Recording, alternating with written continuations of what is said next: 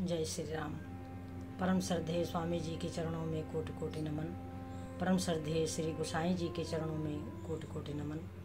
अनंत कोटि ब्रह्मांड नायक परात्पर सर्वेश्वर प्रभु श्री रामचंद्र जी के चरणों में कोटि कोटि नमन। सभी प्रेमी भक्तों को मेरा बहुत बहुत प्यार, बहुत बहुत आशीर्वाद। श्री राम जय जय राम।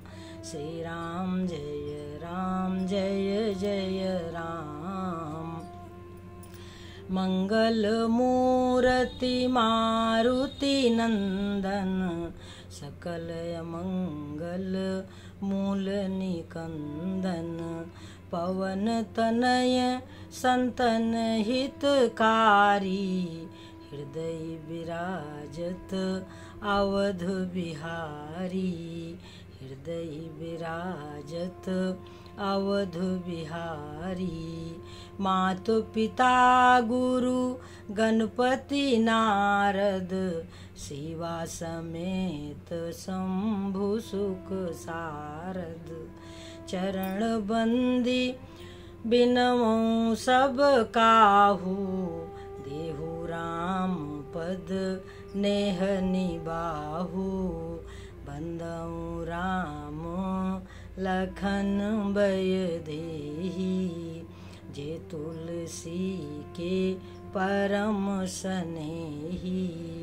जे तुलसी के परम सनेही।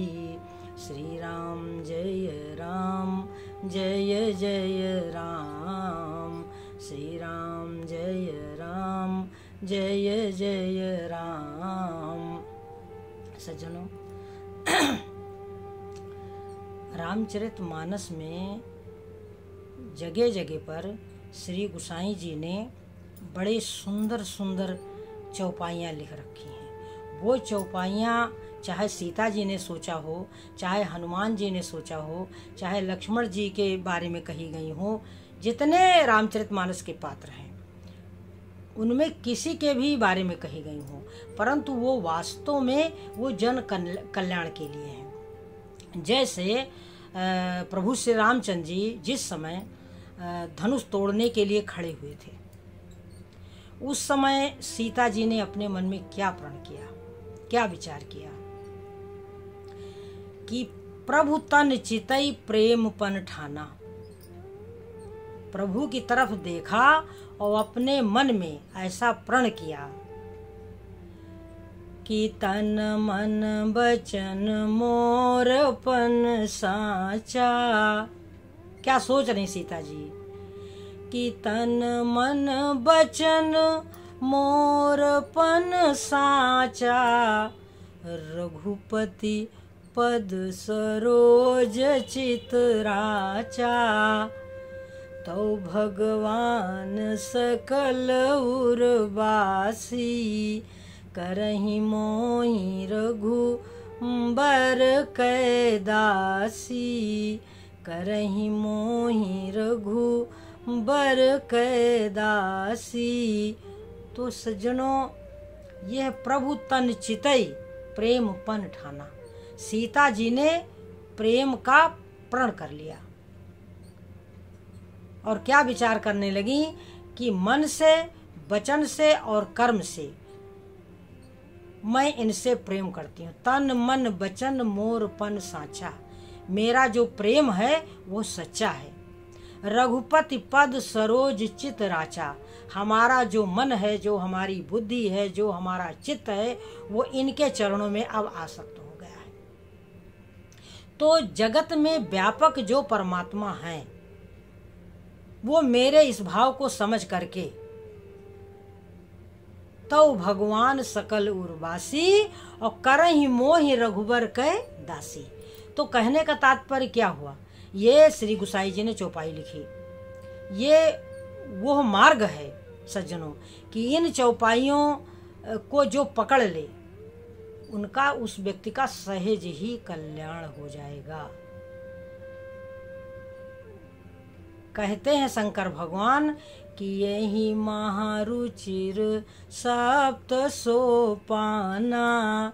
इस रामचरितमानस में सुंदर 7 सीढ़ियां हैं यही मह रुचिर सप्त सोपाना, और रघुपति भगति केर पंथाना। भगवान की भक्ति का जो मार्ग है, वो जो 7 सीढ़ियां हैं, उन सीढ़ियों पर चढ़ करके हमें क्या प्राप्त होगा? रघुपति भगति केर पंथाना। भगवान की प्राप्ति का जो मार्ग है, जो पंथ है, वो हमें प्राप्त हो जाएगा।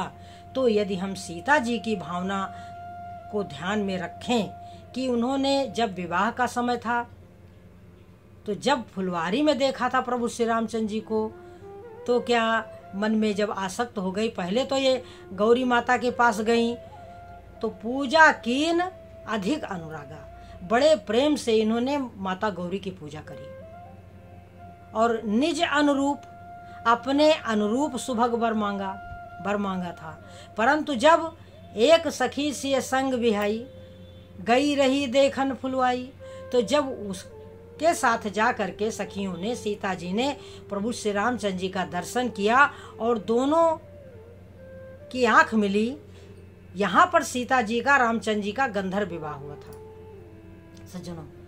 और नारद जी ने कह भी रखा था कि विवाह का जब समय नजदीक होगा, तब फुलवारी में तुम जिस राजकुमार को देखोगी और जिस पर तुम्हारा मन आसक्त हो जाएगा, वही तुम्हारा भावी पति होगा।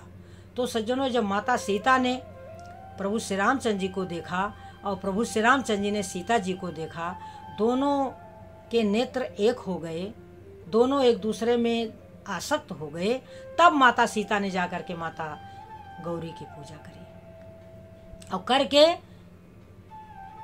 कहती हैं कि सबके भीतर रहने वाली हो आप माते, तो आप मेरे भाव को जानने वाली हो, इसलिए मैंने प्रकट नहीं किया। अब ऐसा करके सीता जी उनके चरणों में गिर जाती हैं सज्जनों। तो माता गौरी उन्हें आशीर्वाद क्या देती हैं कि मन जाहि राचव मिलहि सोबर, सहज सुंदर सामरो, करुणा निधान सुजान शील स्नेह जानत रावरो। और यही भांति गौरी शीस सुनिसिय, सहित ही हर्षित यली, तुलसी भवानी पूज पुनि पुनि मुदित मन मंदिर चली। तो कहने का तात्पर्य यह है कि सीता जी ने का जब मन प्रभु श्री रामचंद्र में आसक्त हुआ, यानी आपका मन, जैसे शंकर भगवान को आप चाहते हैं, दुर्गा माता को आप चाहते हैं, भगवान श्री कृष्ण राधा को चाहते हैं, राम सीता को चाहते हैं, जिसको चाहते हैं, जिसमें आपका मन आसक्त है, तो वो परमात्मा तो एक है, उसके नाम रूप सब अनेक हैं। तो उसी को श्री गोसाई जी ने कहा कि जो जाकी सरणी गहे ताको ताकी लाज। तो यहाँ सज्जनों, हम रामचरितमानस को लेकर के बैठे हैं। रामचरितमानस का जो सार तत्व है, हम उसको आपके सामने व्यक्त करते हैं। क्यों व्यक्त करते हैं? क्यों? जो राम के भक्त हैं या जो कृष्ण भगवान के भक्त हैं, वो किसी के भी भक्त हैं, तो अपने प्रीतम, अपने इष्ट देव का इसी प्रकार से आराधना करें। जैसे माता सीता का मन प्रभु श्री रामचंद्र में आसक्त हुआ, तो उन्होंने जो जगत में, यद्यपि प्रभु श्री रामचंद्र ही जगत में व्यापक हैं, परंतु उस समय वो सामने खड़े हुए थे। तो ये तो मनुष्य की लीला चल रही थी, माता सीता भी लीला कर रही थी और प्रभु श्री रामचंद्र जी भी लीला कर रहे थे। तो सज्जनों, उन्होंने अपने मन में क्या विचार किया कि जो जगत में व्यापक परमात्मा है, तो भगवान सकल उर्वासी, करहि मोहि रघुबर के दासी, मुझे राम की दासी बनाए। तो अपने अपने इष्ट देव में, जैसे माता जो है पार्वती जी का मन शंकर भगवान के लिए वो तपस्या कर रही थी, तो उन्होंने क्या कहा कि नारद बचन न मैं परिहरऊं, बसऊ भवन उजरऊं नहीं डरऊं। अरे नारद जी ने जो कहा है कि शंकर भगवान करे जाए तब शैल कुमारी, तो मैं नारद बचन न मैं परिहरऊं, बसऊ भवन उजरऊं नहीं डरऊं। घर बसे और चाहे उजड़ जाए। ऐसा प्रेम अपने इष्ट देव में जीव को होना चाहिए। जो अपने इष्ट देव को अपनी सांसारिक कामनाओं की पूर्ति के लिए पूजता है सज्जनों, वो उसको यथार्थ ज्ञान नहीं है। हम अपने नारायण से प्रेम करते हैं, वह हमें अपने कर्मानुसार सुख दुख देते रहेंगे। वो तो सृष्टि का नियम है। उन नारायण का ना तो कोई अपना है और ना कोई पराया है। तो इस विषय में उनसे आग्रह नहीं करनी चाहिए कि हमें ये चाहिए कि हमें वो चाहिए, नहीं, कुछ नहीं। बस हमें प्रभु चाहिए, हमें हमारे नारायण चाहिए। सांसारिक इच्छाओं की पूर्ति के लिए जो भगवान का चिंतन भजन करता है तो वो सुख तो मिलता है, ऐसा नहीं कि सुख नहीं मिलता, परंतु क्षणिक सुख मिलता है। भाई होता क्या है कि एक कामना हृदय में प्रकट हुई, वो पूर्ण हो गई, एक क्षण के लिए हमको सुख मिला, दूसरे ही क्षण हमारे हृदय में फिर दूसरी कामना उत्पन्न हो गई। तो ये तो कामनाओं का जाल है ना। ऐसा थोड़ी ना है कि हमने एक इच्छा करी और प्रभु ने हमारी पूरी कर दी, उसके बाद अब हम इच्छा नहीं करेंगे। ये तो ऐसा तो होता नहीं है।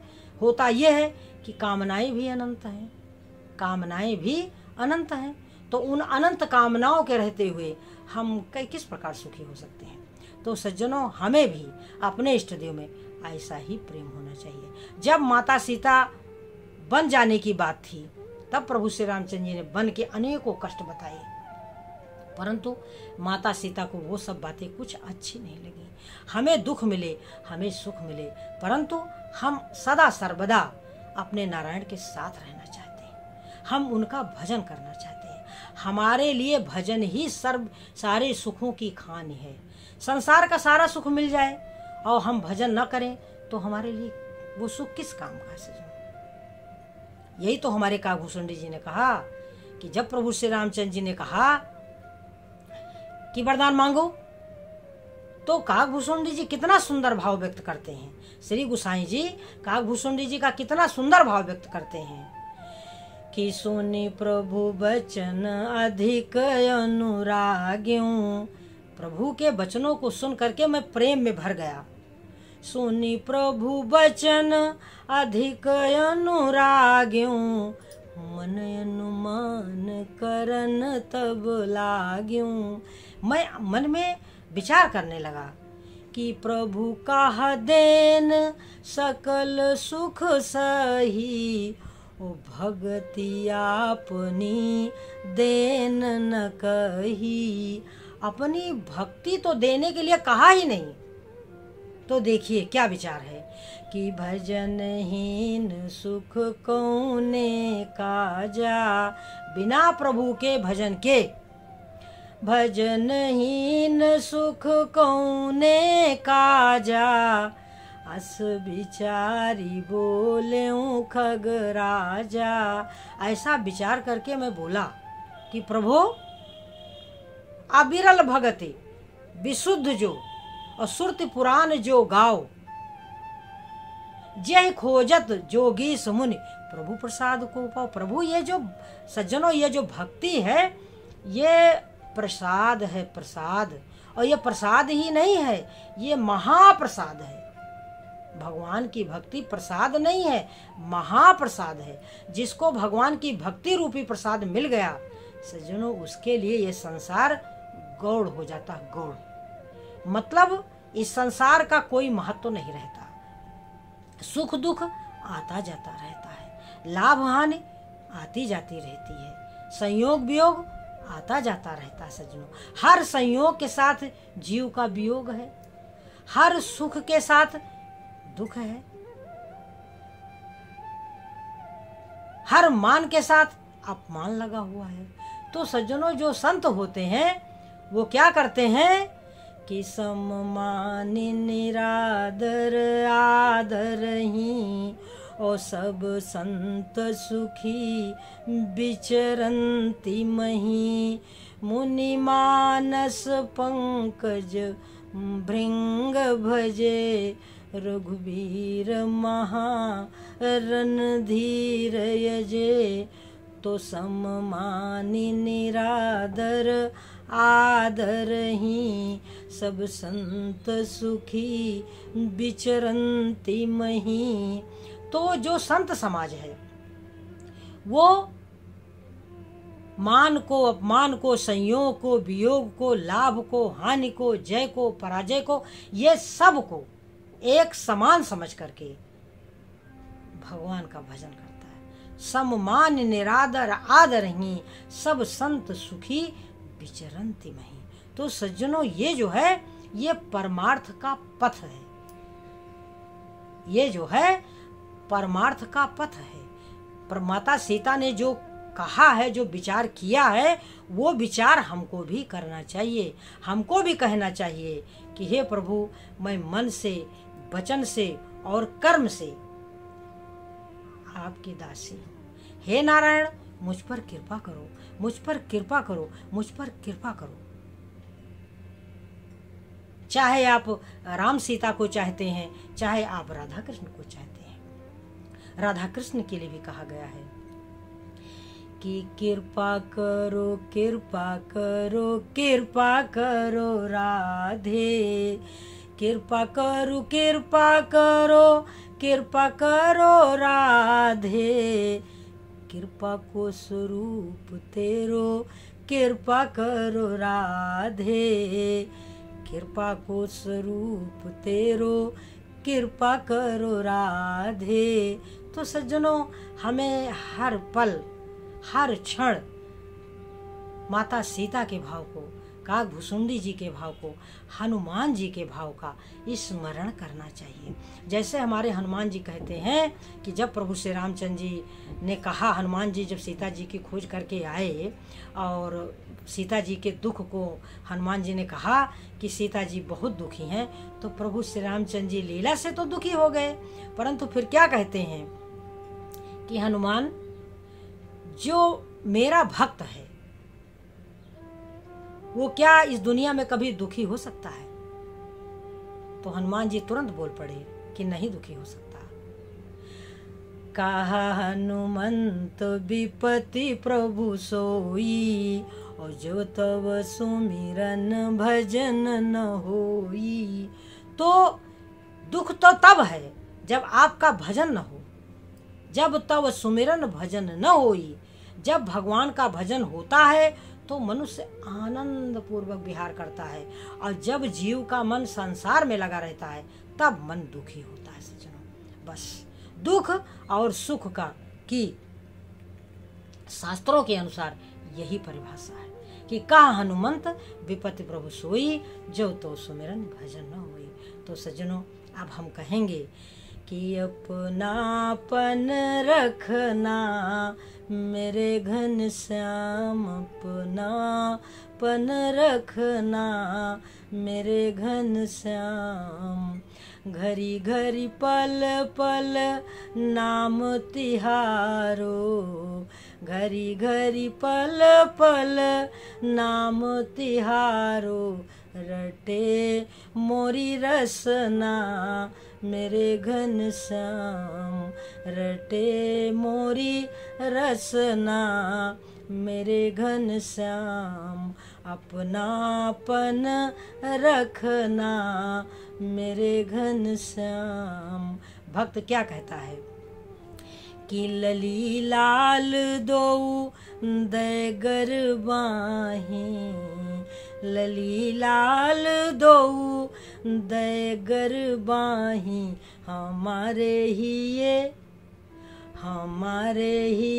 बसना मेरे घन श्याम, हमारे ही ये बसना मेरे घन श्याम, अपनापन रखना मेरे घन श्याम, भाव ही डोरे डारी हिये में, भाव ही डोरे डारी हिये में, झूलऊं नित झूलना मेरे घन श्याम, झूलाऊं नित झूलना मोरे घन श्याम, अपनापन रखना मेरे घन श्याम।